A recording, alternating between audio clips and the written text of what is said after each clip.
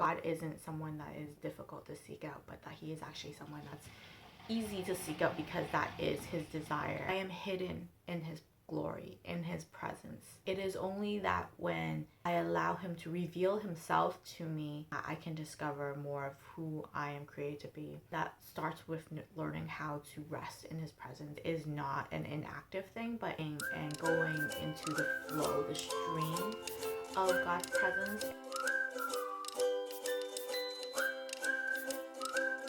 Good morning, beloved. Welcome back to my morning corner with Jesus. I'm just actually in my morning corner, drinking my tea. So hopefully you got your tea ready so that we can just take a little bit of time to reflect upon what are some of the things that Jesus are saying to you. Today, I just kind of really felt like there was an invitation to rest.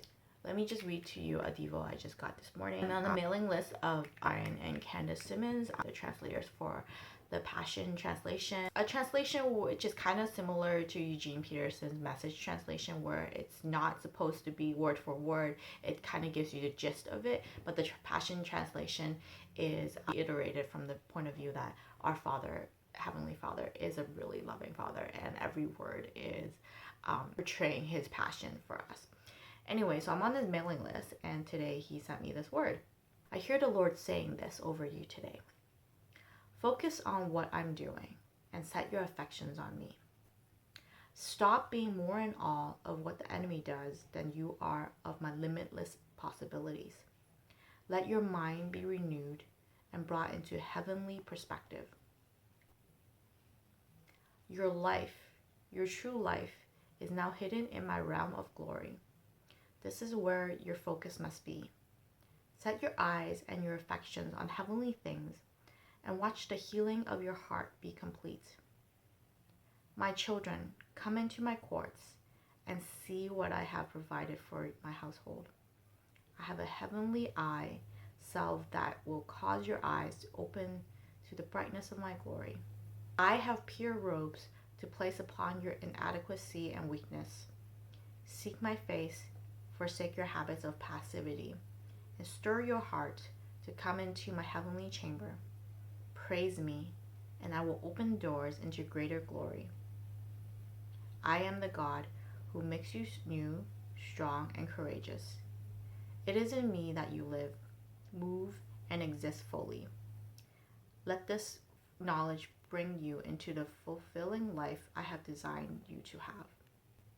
He has done this so that every person will long for God, feel their way to him, and find him. For he is the God who is easy to discover.